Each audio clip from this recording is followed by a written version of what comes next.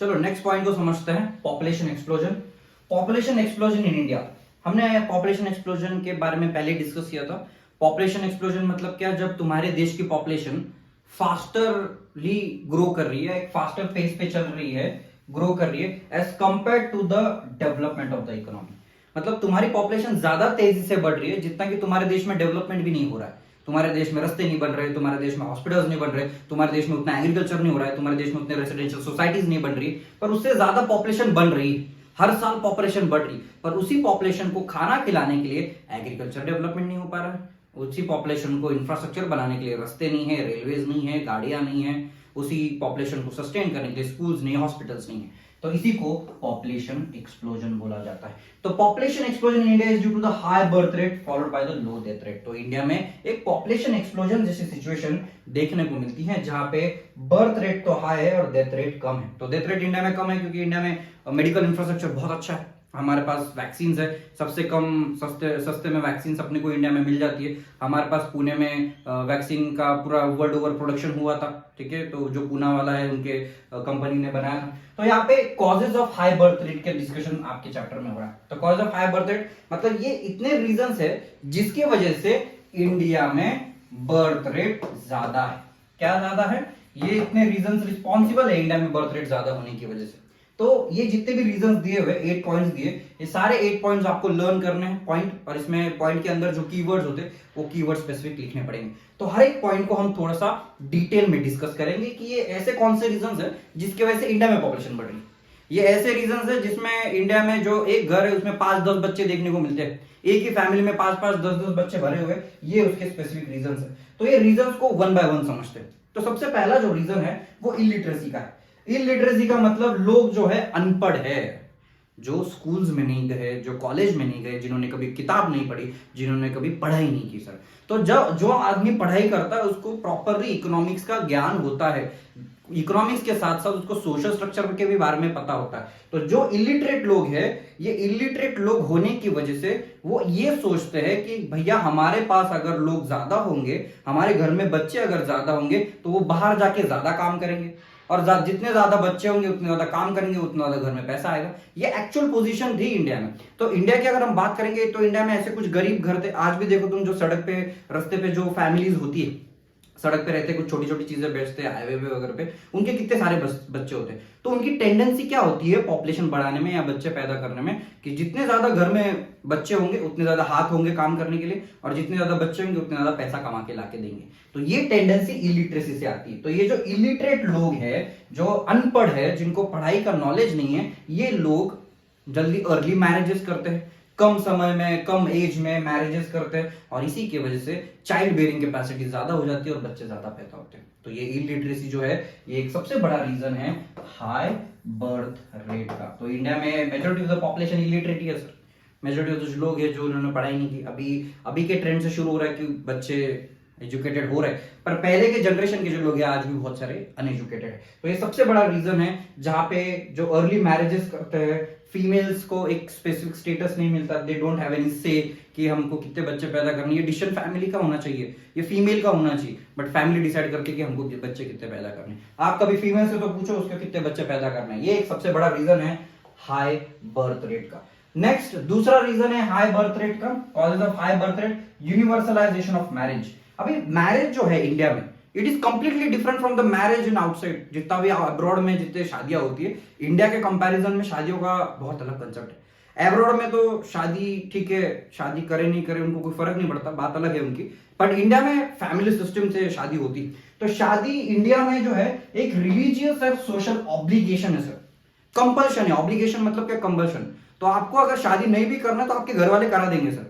ये इतनी सिंपल सी बात है कि आपको भले शादी नहीं करना, आपके घर वाले करा देंगे, ये एक ऑब्लिगेशन है। ऑब्लिगेशन में इंडिया में मैरिज को एक सैक्रेड कंसेप्ट माना जाता है, पवित्र रिश्ता माना जाता है। तो जहां पे ये मैरिज में जो चीजें होती है, ये कंपल्शन, लोग पहले शादी पे आते हैं, शादी के बाद से फिर बच्चों पे आते हैं कि बच्चे होने चाहिए। फिर उसमें देखो लिया क्या है, even with the spread of education the attitude of the people towards the marriage remain unchanged at large.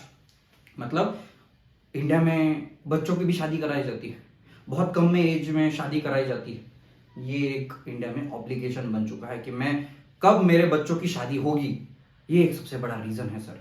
तो ये रीजन है हाई बर्थ रेट का। इकोनॉमिक्स में इसको एक प्रॉब्लम कंसिडर किया गया है। दूसरा है एज ऑफ मैरिज, शादी।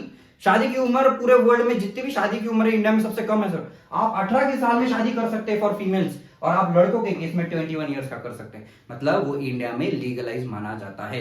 अगर कोई लड़का 20 साल की उम्र में शादी करे तो वो इलीगल है, कोई लड़की 17 साल की उम्र में शादी करे तो वो इलीगल है। बट ये 18 की एज भी बहुत कम हो गई सर। एब्रॉड में 25, 30 ये ऐसी एज होती है, 32, 35 एज होती है, ये सबसे कम एज। और जितने कम उम्र में तुम शादी करते हो उतने ज्यादा बच्चे पैदा करने की संभावना ज्यादा होती है। तो एज ऑफ मैरिज ये भी एक सबसे बड़ा रीजन है, किसके लिए? बर्थ रेट के लिए। नेक्स्ट पॉइंट की अगर हम बात करेंगे, preference of male child. High birth rate के लिए ये एक सबसे बड़ा प्रॉब्लम है कि बर्थ रेट ज्यादा क्यों है, उसका एक सबसे बड़ा प्रॉब्लम है preference of male child. India की बात करेंगे तो इंडिया में लड़कों को कुछ ज्यादा ही अलग लेवल पे प्रेफर किया जाता है फैमिलीज में, क्योंकि इंडिया का जो सोसाइटी बना है वो उसके हिसाब से बना है। तो इंडिया के सोसाइटी में मैरिजेस में ये लेना अलाउड है, डाउरी, पैसा लेना अलाउड है। जो मेल साइड के होते हैं उनको पैसा लेना अलाउड, कि लड़की वालों से पैसा मिलेगा, डाउरी मिलेगा, दहेज मिलेगा, राइट। तो ऐसे फैमिलीज को ऐसे लगता था कि अगर लड़का पैदा हुआ है तो लड़का पैदा हुआ है तो उसके शादी में डाउरी भी मिलेगा, दहेज भी मिलेगा, और लड़का घर में ही रहेगा। लड़की घर छोड़ के जाती है बट लड़का तो घर में ही रहता, तो पेरेंट्स को संभालेगा। तो इसी की वजह से मेल चाइल्ड का जो प्रेफरेंस है वो फैमिलीज में बढ़ने लग गया।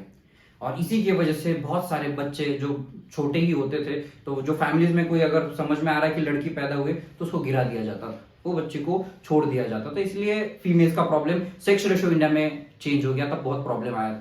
ठीक है, तो ये जो preferences of the male child है, सारे लोगों को ऐसा लगता है कि हमारे घर में बस लड़का ही पैदा होना चाहिए। आपने दंगल मूवी देखा होगा, दंगल मूवी में आमिर खान का भी वही चल रहा होता है कि लड़का पैदा हो जाए फिर मैं उसको पहलवान बनाऊंगा। फिर बाद में उसको पता चलता है गोल्ड तो गोल्ड हो है, लड़का लाए या लड़की लाए। तो ये एक फैक्टर होता है सर बर्थ रेट का। क्या फैक्टर होता है ये? प्रेफरेंस ऑफ मेल चाइल्ड का बर्थ रेट का सबसे ज्यादा फैक्टर।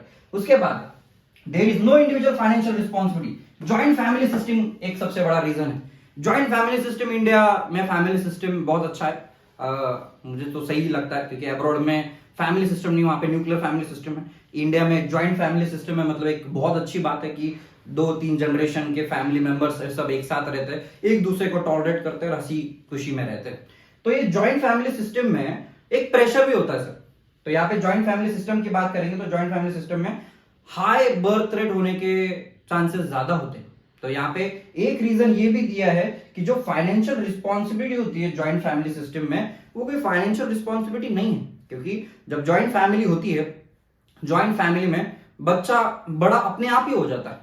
मतलब इतना कोई ज्यादा एफर्ट्स या ज्यादा फाइनेंशियल प्रॉब्लम फैमिली को नहीं सहन करने पड़ते, क्योंकि घर में सभी लोग काम कर रहे हैं ना। पर जब आदमी न्यूक्लियर फैमिली में रहता है तो पूरे जितने भी बच्चे उसकी रिस्पॉन्सिबिलिटी उसको उठानी पड़ती है। बट जब आदमी अकेला रहता है या बस 4 लोगों की फैमिली है तो दोनों बच्चों की रिस्पॉन्सिबिलिटी उठानी पड़ती है। तो ज्वाइंट फैमिली सिस्टम की वजह से हाई बर्थ रेट एक सबसे बड़ा फैक्टर यहाँ पे देखने को मिलता है। On the other hand, dependence on agriculture. Indian agriculture is driven by man power. In India, there is an over dependence on agriculture. More number of children in the family implies more labor. India की जो society है वो agriculture society है sir. Agriculture में labour सबसे ज्यादा लगता है काम करने के लिए। तो जितने भी फैमिलीज जो पूरा एग्रीकल्चर पे डिपेंडेंट है, उनको ऐसा लगता है कि जितने ज्यादा बच्चे हम पैदा करेंगे उतना एग्रीकल्चर के जमीन पे ही तो काम करेंगे, हमारे एग्रीकल्चर में तो हमारी मदद करेंगे। और इसी की वजह से डिसगाइज अनएम्प्लॉयमेंट देखने को मिलता है। मतलब एक ही एग्रीकल्चर लैंड जहां पे 2 लोग काम कर सकते हैं, जबरदस्ती पूरा खानदान काम कर रहा है सर। 5-10 लोग एक ही एग्रीकल्चर लैंड पे काम कर रहे हैं, और ये एक हाई बर्थ रेट का सबसे बड़ा रीजन है। तो dependence on agriculture, joint family system, preference of male child, right. उसके बाद वाइड स्प्रेड पॉवर्टी। गरीबी एक सबसे बड़ा रीजन है सर। गरीबी एक ऐसा रीजन है जिसकी वजह से पॉपुलेशन बढ़ रही है। मैंने पहले ही डिस्कस किया था कि माइंडसेट लोगों का कैसे था कि अगर घर में पैसा नहीं आ रहा है तो जितनी ज्यादा पॉपुलेशन, जितने ज्यादा बच्चे तुम्हारे घर पे होंगे उतने काम करेंगे, उतना पैसा घर में आएगा। तो ये गरीबी की वजह से लोगों ने बड़ी बड़ी फैमिलीज को बनाना शुरू कर दिया कि 4 बच्चे 5 बच्चे, तो 5 बच्चे 5 जगह पे अलग अलग काम करेंगे और घर में पैसा लाके देंगे। और ये जो माइंडसेट था ये गरीब लोगों का माइंडसेट है सर, और यही गरीबी में इंडिया पहले जीता था। आज लोगों का माइंडसेट बहुत चेंज हो गया, ड्रास्टिकली चेंज हुआ है। Lack of awareness about the family welfare services. Most of the people are ignorant about the availability of various means and techniques of family planning.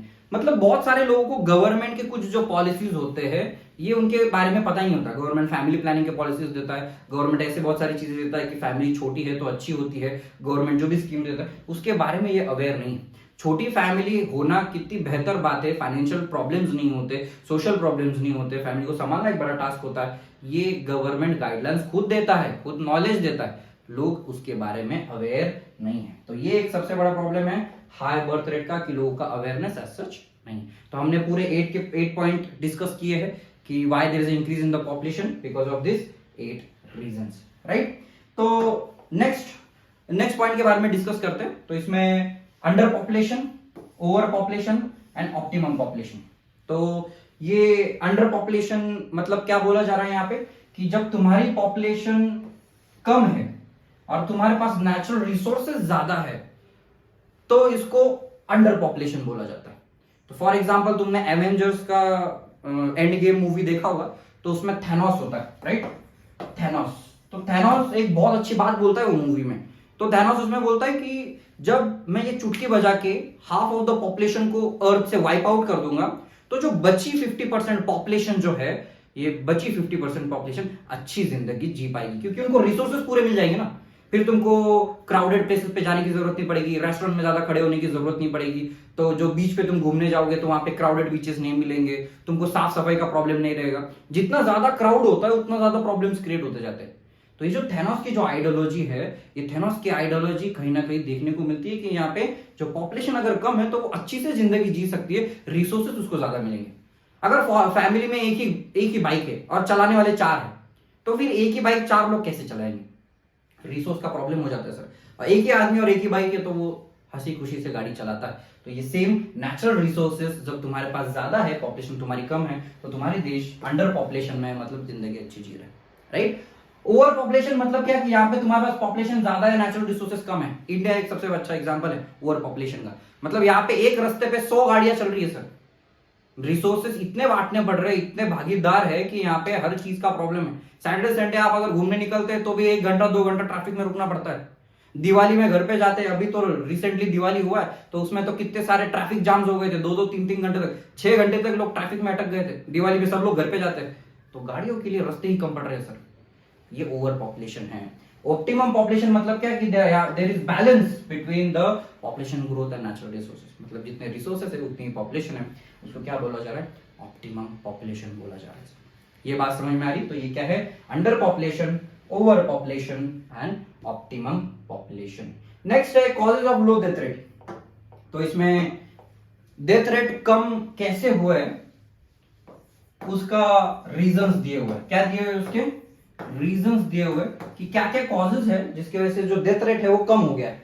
तो ये 7 पॉइंट है। ये एग्जाम में तुमको ये 7 के 7 पॉइंट लिखना है प्रॉपरली, राइट। चलो एक एक पॉइंट को हम डिटेल में डिस्कस करते हैं।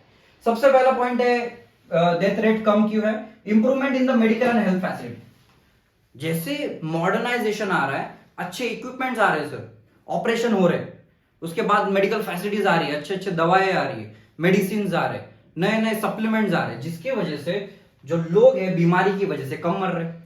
तो लोग अगर इंफ्रास्ट्रक्चर, मेडिकल इंफ्रास्ट्रक्चर तुम्हारे देश का अच्छा है तो लोग उसके वजह से बेनिफिट तो उठाएंगे और डेथ रेट कम हो जाएगा। तो ये सबसे पहला रीजन है कि इंडिया में डेथ रेट कम क्यों है, because India has a good medical infrastructure. आज decline in maternal mortality rate. तो मैटरनल मोर्टेलिटी रेट में यहाँ पे क्या बोला जा रहा है कि यहाँ पे over a period of time death rate of women dying during maternity has declined.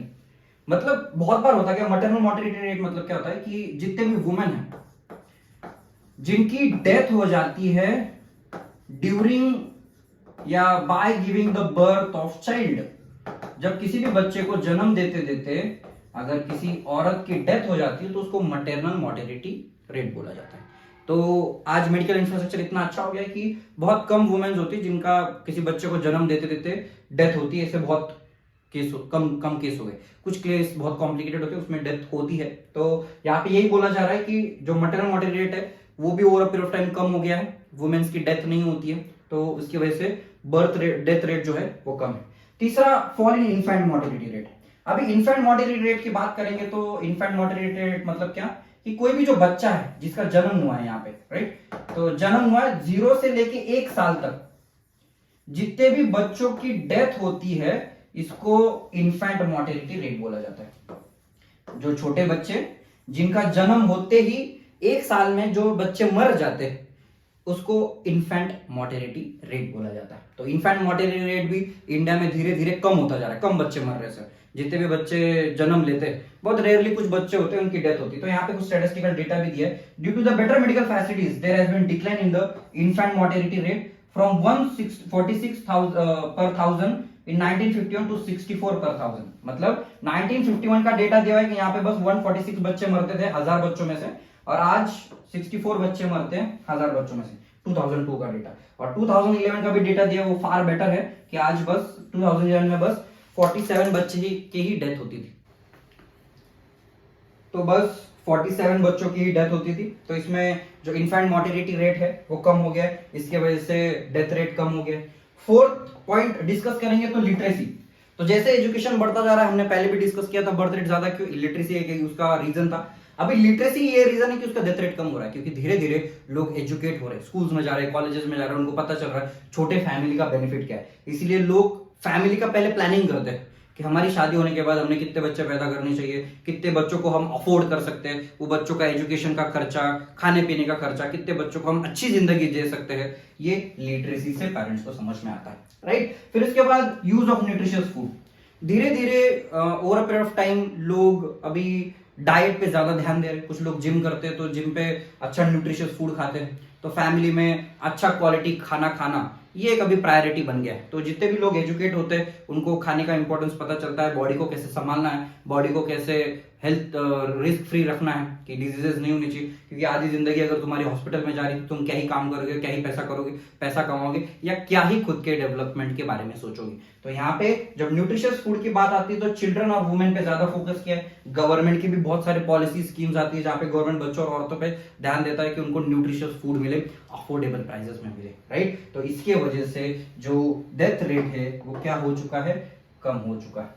Next बात करेंगे 6 डिजास्टर मैनेजमेंट की। तो डिजास्टर मैनेजमेंट मतलब जितने भी नेचुरल कैलामिटीज होते हैं, भूकंप हो गया, सुनामी हो गया, जो नेचुरली होते हैं जिसकी वजह से लोगों की डेथ होती है, तो गवर्नमेंट ने ऐसे कुछ मैकेनिज्म्स डेवलप किए कि ये डिजास्टर की वजह से पॉपुलेशन की डेथ कम हो। तो गवर्नमेंट पहले ही अलर्ट हो जाती है, जितने भी लोग होते हैं वहां से उनको इवैक्यूएट किया जाता है, उनके लिए आर्मी भेजी जाती है, उनको वहां से निकाला जाता है, उनको बचाया जाता है, उनको प्रॉपरली टाइम पे मेडिसिन दिए जाते हैं। तो यहाँ पे डिजास्टर मैनेजमेंट अथॉरिटी इंडिया ने डेवलप की है, जिसकी वजह से कहीं पे भी डिजास्टर होने वाला होता है उसके पहले ही वहां से पॉपुलेशन को इवैक्यूएट करते या बचाया जाता है। तो उसमें सैटेलाइट को यूज करके सारे नेचुरल कैलामिटीज के बारे में समझा जाता है कि यहाँ पे अभी सुनामी होने वाला है, भूकंप की संभावना कहाँ पे है ज्यादा, वो सारी चीजें देखी जाती है, राइट। उसके बाद अदर फैक्टर्स की बात करेंगे तो एजुकेशन तो सबसे बड़ा फैक्टर है ही। सोशल रिफॉर्म्स, धीरे धीरे हम अपनी मान्यताएं चेंज करते जा रहे हैं। पहले लोगों को लगता था 4-4, 5-5 बच्चे होने चाहिए, अभी लोगों को लगता है 2 ही ठीक है, कुछ लोगों को लगता है 1 ही ठीक है। उसके बाद रैपिड अर्बनाइजेशन हो रहा है, सिटीज ज्यादा बनते जा रहे हैं, तो सिटीज जितनी ज्यादा बनते उसमें इन्फ्लेशन ज्यादा होता है, तो वहां पे